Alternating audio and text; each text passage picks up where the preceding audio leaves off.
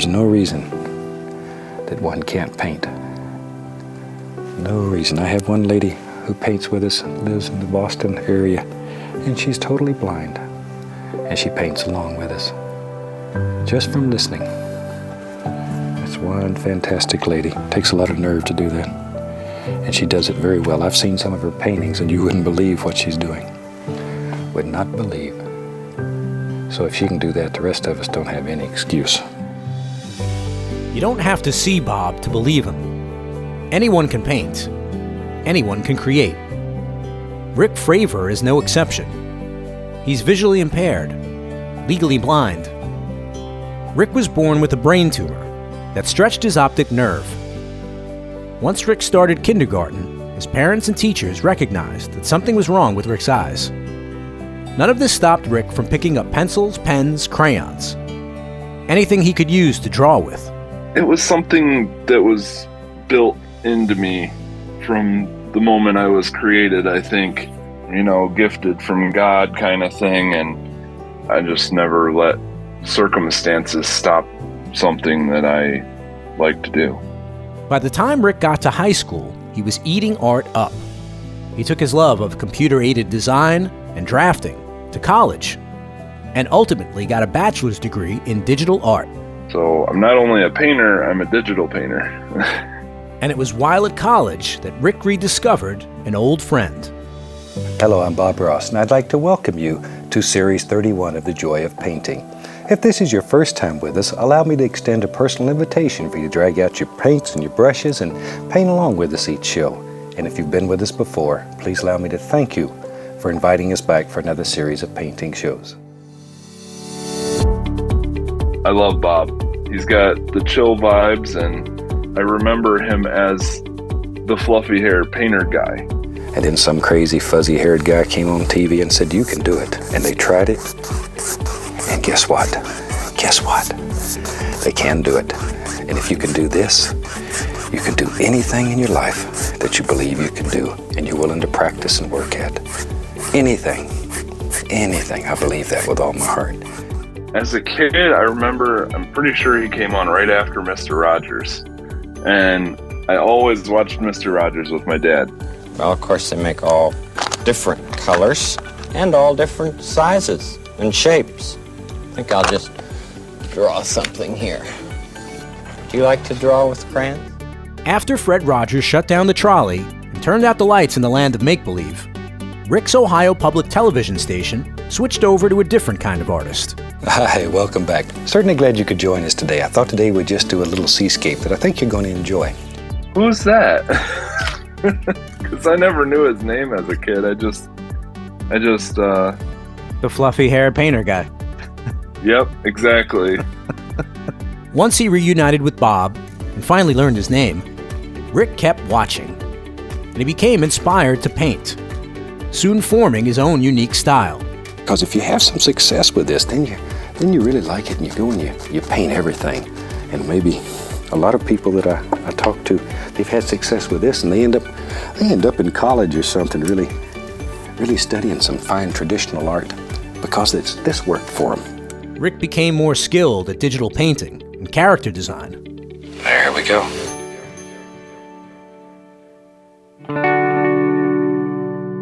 How does Rick wrestle with it? The fact that most everything he loves to do, how he makes a living, it all could have been so easily compromised by his condition. So I think this is the thing where I vibe with Bob really well, is we're both very much optimists in that way. Happy little accidents. It's absolutely the worst thing you can do is nothing. Do something. Do something. And very quickly, you'll learn to work with anything that happens up here. Because we don't make mistakes. We absolutely don't make mistakes. We have some happy accidents that they may turn into things we didn't plan them to be. But that's all right. Art is very creative. It's very free. Take advantage of that. It's just something that you deal with and you move on. That's the whole thing behind Bob's happy little accidents, is you have a problem and you just move past it and you create. I bet you never believed you could do such fantastic paintings yourself. Every day we hear from people that Say, my God, I've never painted in my life, and I tried this, and it works. It really works.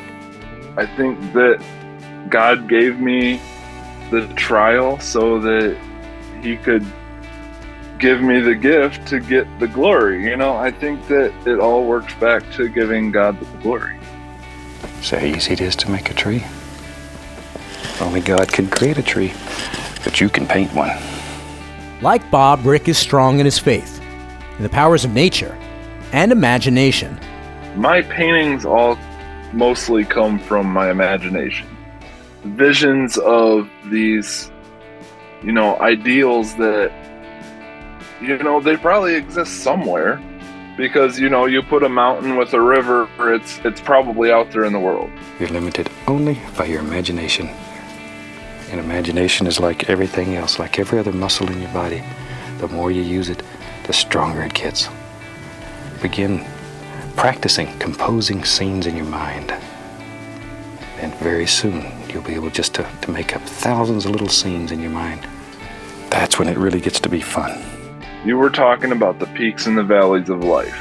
And my painting popped right into my head. And it's called Ascension. You know the phenomenon that is called the Stairway to Heaven, where like a beam is coming from the clouds and they call it Stairway to Heaven? I know the Led Zeppelin song. It's one of my favorites, but I can't say that I have associated with the phenomenon. But go ahead, tell me more. So when the sun is behind the clouds, it creates this beam of light that comes down, and it's usually at sunset or sunrise, and this beam of light is coming down to the horizon. So I took that and I created this beam of light coming from the corner of the canvas into this mountain. It basically illuminates an entire pathway coming into the foreground, where there's a silhouette and a long shadow of a person. Basically, they're at some point in the journey. You don't know if it's start, middle, finish, whatever, but there's a couple of hills and valleys in the middle. And at the end, you're climbing to the mountaintop and ascending to essentially what would be heaven. Let these clouds just float around and off the top there, wherever. Look at that. Big, fluffy son of a guns that play in the sky. There. And they just float around. Float around heaven all day. Well, wouldn't that be a nice lifestyle? We're all on a journey, and God shows his presence. It's just, whether you're illuminated to it or not. You need darkness to show the light. And for Rick Fravor, the darkness in his life somehow helps make his light shine brighter. I tell people that my mind's eye picks up where my regular eyes lack. I call it vision over sight. The vision Rick has, the deeper perspective, the idea that he could paint. It all happened with a little inspiration from a fluffy-haired painter guy named Bob Ross. You have to have a little dark to make the light show. And it's just like in life. If you never had any sadness in your life, then you wouldn't know the happy times when they came. That's the reason God gives us those little sad times. That way we know when we got a good one. Find out more about Rick at blindbrush.art.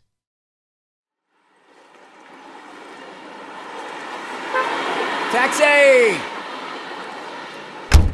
Hey, where to, Chief? Can you take me to the start of the next Bob Ross story? Bob who? What's the address, boss?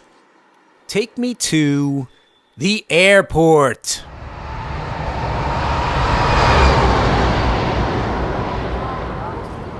Ah, yes, the airport. Land of oversized luggage, flight delays, duty-free goods, $7 bottles of water, souvenirs you don't need, and let me see here. Love. Yes, true love. True love is the greatest thing in the world. Except for nice MLT, mutton, lettuce, and tomato sandwich when the mutton is nice and lean and the tomatoes are ripe. They're so perky. I love that. So how did love at the airport lead to a mutual love of painting? And how did the subjects of this true love story wind up teaching hundreds of certified Ross instructors how to paint like Bob Ross?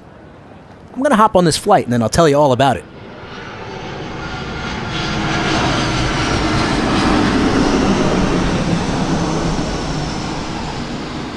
Thanks for flying with us. Have a great day.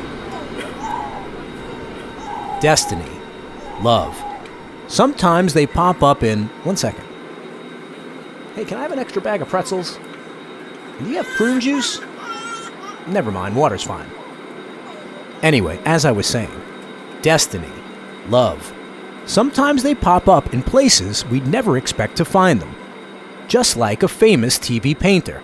I was watching a football game, a Dallas Cowboys football game, and Dak Prescott was on the line, changing the play, and I hear, Bob Ross, Bob Ross. And I went, did I just hear that? He just hollered out Bob Ross. Oh, Bob Ross likes to paint. I think it might be a draw. Bob Ross, Bob Ross. I couldn't believe it. I was like, there's absolutely no way he just said that.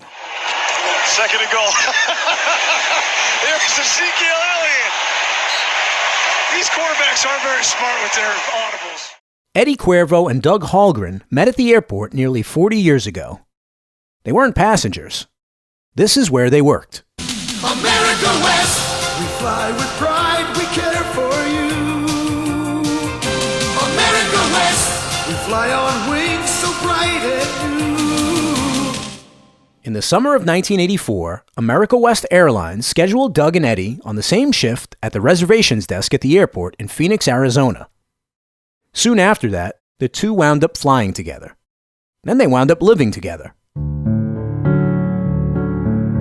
One day, Doug told Eddie he was going out. He was bored one day at home, and he went to the mall. He was either going to go to the movies or just go to the mall and walk around. And instead of going to the movies, he went to the mall, went into a bookstore, saw a Bob Ross book, and decided, oh, this is kind of cool. I'm going to just start doing this by, learning stuff from this book. And that's how it started. Sometimes you don't need to go great lengths for your whole world to change. Sometimes all it takes is a walk outside your door. If he would have gone to the movies, we probably would have never gotten in. Do you remember that moment? Oh, yeah, very clearly. So I'm just killing time, waiting for the movies to start, and I go into a bookstore. I saw this book, and I flipped it open, and I thought, I remember this guy. And we hope we bring a little happiness into your life and give you some ideas. And you, too, will drag out your almighty brush and paint along with us. I'm not sure why. I maybe saw him early on a Sunday morning one day when I'd first moved to Phoenix. And I started leafing through the book, and I thought, well, this looks like more fun than going to a movie. I'd like to go buy some paint. So I bought the book, went to a store, bought the paint, went home, set it up in my kitchen, did the first painting that was in the book, followed the instructions. I thought, okay, this looks like something. I just wanted to use this small round brush stick just to show you what fantastic things it'll do. Because it's unbelievable what you can do with it if you'll just practice a little.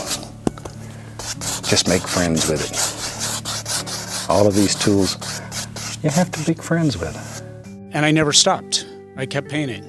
Eventually learned about the teacher training program and went through a week at a time of that over the course of about a year. And the whole time, I didn't really understand the concept. I thought, is this some type of multi-level marketing scheme? What is this? I don't get it. I still don't get it. But the more Doug painted, the more involved he got, the more he realized it was all on the level. The technique, the positivity. There was no catch. It was just Bob being Bob. All you need is a little imagination, practice a little bit, and allow this to take you anywhere that you want to be. Anywhere. You can do this. Every day I receive letters from fantastic people all over the world who tell me their fourth grade art teacher told them they had no talent. And they never painted, but they always wanted to. And then some crazy fuzzy-haired guy came on TV and said, you can do it. And they tried it. And guess what? Guess what? They can do it. And if you can do this, you can do anything in your life that you believe you can do and you're willing to practice and work at. Anything. Anything. I believe that with all my heart. Doug believed he had talent as a painter. He wasn't quite as sold on being a teacher. My instructor kept talking about teaching, and I thought, well, yeah, that's not what I want to do. I'm starting this for purely selfish reasons. I want something I can do at home, alone, for entertainment. Now, let's give him a friend. Shoot, we don't want him to be alone. Life's too short to be alone. Too precious. Share it with a friend. Having worked with the public for so long, I really didn't want to do anything that put me back out in the public again. But when I got certified, I knew that Bob Ross certified instructors were teaching classes in Michael's stores. Turns out the popular arts and crafts store was eager to take Doug's call. They said, "Oh, we want a Bob Ross instructor. Can you come down today and do an interview?" And I said, "Well, you realize I don't want to teach." "Oh, that's okay. It'll be fine. Just bring a couple paintings, come down." Well, they convinced me to teach a class. And then that class turned into classes every month, 5 different stores, and it just never stopped after that. So I fell into it, basically. I just fell into it. We kind of have a joke when we get teach a class. It's a 12-hour day after cleanup and stuff. And I always look at him, if he would have just gone to the movies. Flight 209er, clear for Vector 324. We have clearance, Clarence. Roger, Roger. What's our vector, Victor? Tower radio clearance, over. I have a curious nature. To me, trying to solve a problem, figure out, how did Bob do this? What did he actually do, as opposed to what I think he's doing when I watch him? And there's no secret to this. Anybody can paint. Anybody can paint. All you need is a dream in your heart, a little practice. And when I listen to him... Maybe today, let's put a little sun up here. I like to do little suns. The first advice I would give you is don't put it right dead in the center of the canvas. Put it to one side or the other, but not right in the center. It takes actually putting hand to brush to work through that. And you find out, he's always talking about no mistakes, happy accidents, and the point to that is you've got to mess it up, and you got to find a way out of that problem to learn how to paint. Great big old tree. And you're saying, after you did all that work, then you go in there and mess it up. Eddie Cuervo never intended to paint. Yeah, he went to Florida with Doug. He even went to the workshop, but not to teach and not to paint. Eddie went there to work, ordering supplies, doing paperwork, cleaning up all that beautiful Bob Ross mess. But Doug kept nudging his partner to get certified. Come on and help these people fix their happy little accidents. I was just completely terrified, said, I can't do this. I came from a background with absolutely no art experience whatsoever. And after the 3 weeks, I was hooked. I was going, oh, wait a second, I can do this. See, look at all that. See how simple? And you can do it. You really can do it. And the more I did it, the better I got. And now I feel like I'm pretty good. I'll do a painting at home or something and text it to my brother. He goes, you didn't do that. Doug did that. And he still doesn't believe that I can actually paint. So is he older than you? Yeah. That's 3 years old. Yeah, 3 years old. You can't do anything. You can't do that. My little brother can't do it. Doug must have helped you with that. No, I did it all by myself. So it's kind of cool. Well before he ever picked up a brush, Cuban-born Eddie Cuervo picked up a glove, snaring ground balls and stealing bases for minor league teams like the Lynchburg Mets and the Columbus Astros. Even though he was terrified to paint so many years later, Eddie already had the skill set to do what needed to be done to get good, to practice. Hitting. Pitching. You're out. Painting. Baseball prepared Eddie for Bob Ross. And that's pretty good. That's about what I'm looking for. We can live with that.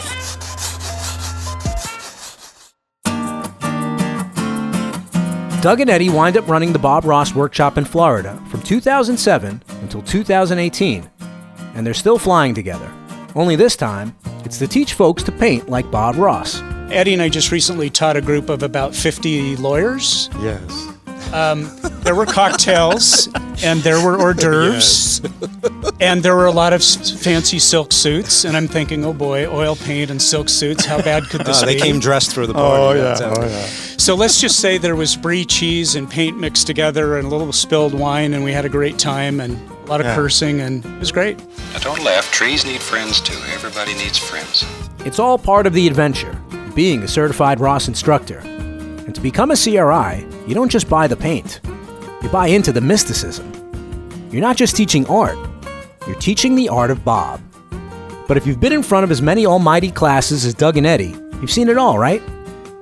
You can make others believe, but how do you sustain that belief?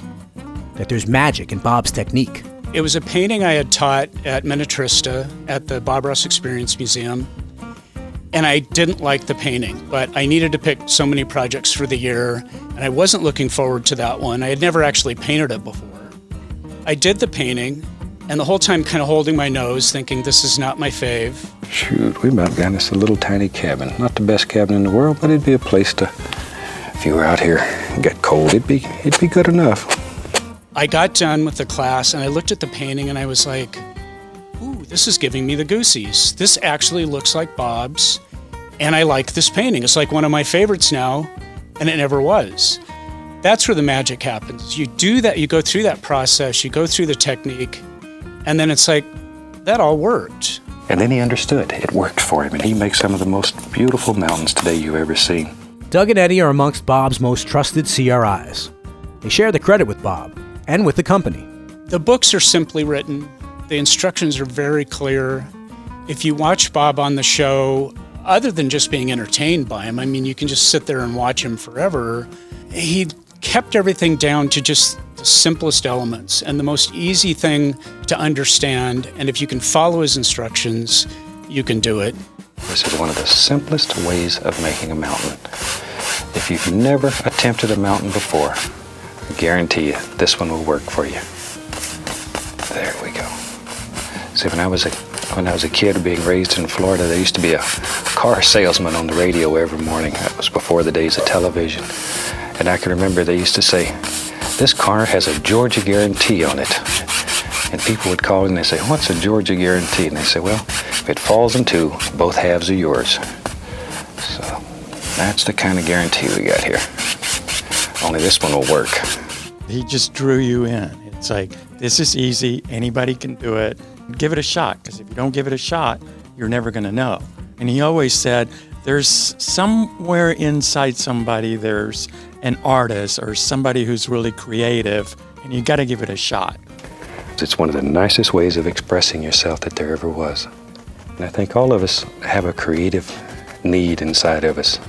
And often, the key to unlocking creativity, the key to encouraging others, is intimacy. When he's talking to his audience, he always envisioned in his mind being one-on-one with somebody and talking directly to them conversationally, not teacherly, but conversationally. This is what we're doing, this is how we're doing it, let's do it together. Not as if he's standing there lecturing to you, this is how you paint and this is how you do what I do. He's saying, come on, join me, let's do it together, let's work through this. Yeah, and I think that's one of the things Bob's so popular, but the positivity, it's just you and me. Let's paint, let's talk, let's just sit down for a half an hour and have a good time. Little clouds are free, they just float around and have a good time. Doug and Eddie are responsible for helping so many CRIs get certified.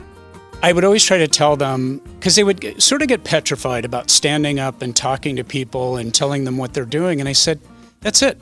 Just tell them what you're doing. There's no secret sauce there. I'm holding the 1-inch brush.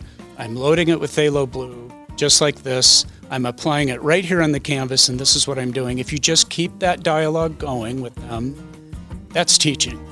And we're not trying to teach you to copy here. We want to teach you how to create certain effects, certain illusions, and turn you loose on the world, because each and every one of us will see nature through different eyes, and what you see is what you should paint.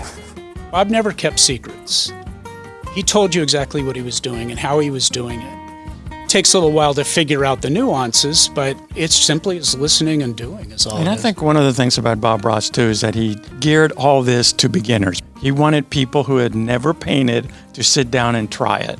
He wasn't really interested in people that were already artsy and they've already done art, they've gone to art school and all that stuff. He wanted that person, like me, who's never sat down in front of a canvas and, hey, sit down and paint. I'm not going to paint. Are you crazy? I don't know how to do this. There, I know that's scary. After you work so hard to put these things in, then you get up here and some fuzzy-haired crazy guy tells you to to drop a big old tree in. I know that's scary. And in your world, if you don't want to put this tree in, you don't put it in. You don't put it in. But if you want to, it's a lot of fun. And then all of a sudden you do it and you go, hey, wait a second, I can actually do this. That's actually the magic. That's kind of cool. But what about the magic that brought these two gents to the workshop in the first place? The magic that set Doug and Eddie on this path. Yeah, there was a lot of hard work involved. Magic typically doesn't happen without it. A lot of time, energy, dedication, and paint. But there's more to it, no?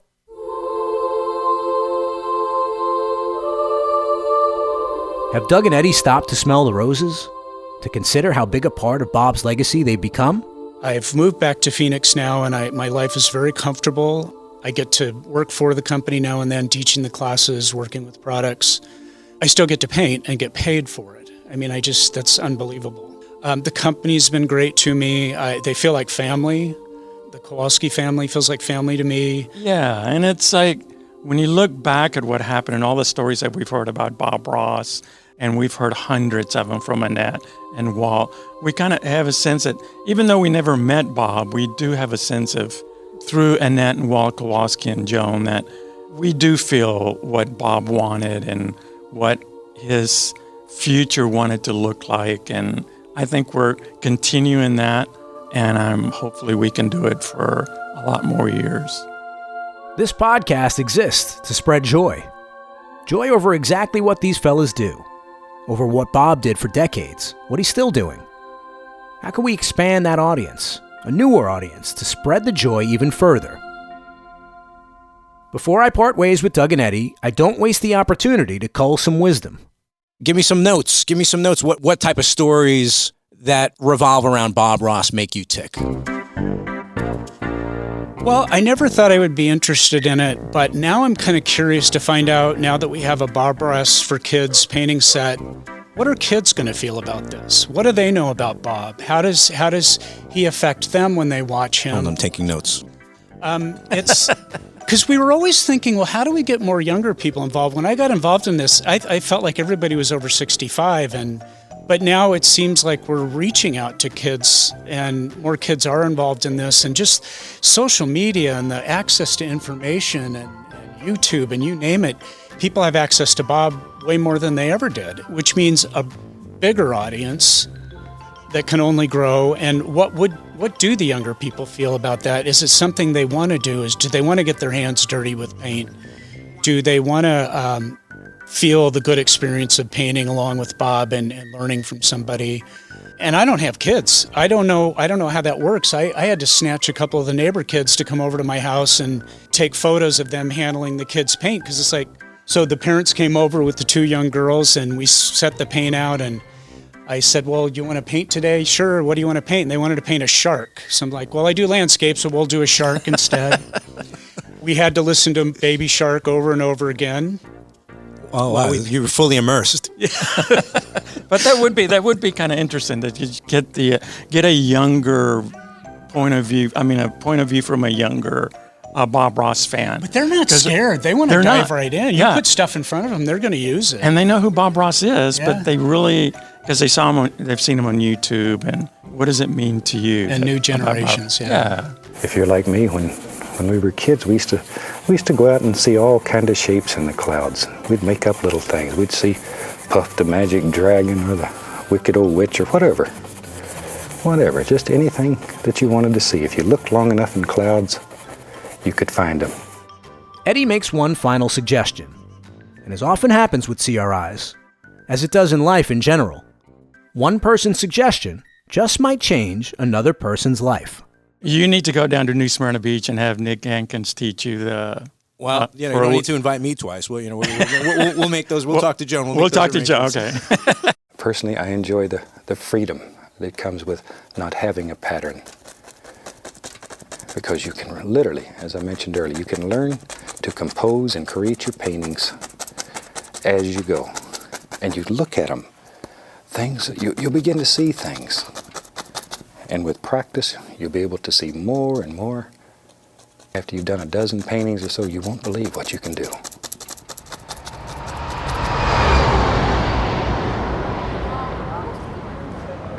The joy of Bob Ross has taken us to a few cool places, but maybe the holy grail of joy lies in the workshop. Look what it's done for Doug and Eddie, for some of our other guests. Maybe that's where I've got to fly to get a full dose of Bob Ross pixie dust. And hey, you never know. On my way, I might just find love at the airport. Let's see what happens. You can find out more about the Bob Ross Workshop at bobrossartworkshop.com. Yep, the old clock on the wall tells me we've got another finished podcast episode. I want to thank my guests, Doug Hallgren, Eddie Cuervo, and Rick Fravor. And a special thanks to the man of the hour, half hour, Bob Ross. Hey Bob, you dig this episode better than the last one? Just a little. Good enough. Support your local public television station. Say thanks for giving us Bob Ross and the joy of painting. Come on and show us your paintings. Use hashtag #PaintLikeBobRoss. Bob Ross certified instructors are the only ones that know how to teach you Bob's world-famous painting method. Don't settle for second best. Find a local CRI at bobross.com and then click Take a Class. Got your own Bob Ross story to tell? Leave us a message, 866-FANBRUSH, or you can email us at podcast@bobross.com. And we're spreading more joy on a new interactive Facebook page. Check out behind-the-scenes podcast photos and video clips. Test your knowledge of Bob Ross trivia and interact with your fellow Bob superfans. Search us on Facebook at The Joy of Bob Ross, Happy Little Podcast. I'm Happy Little Ron Scalzo. The Joy of Bob Ross is produced by Lonely Weekend Productions in partnership with Bob Ross, Inc. Bob Ross name and images are registered trademarks of Bob Ross, Inc.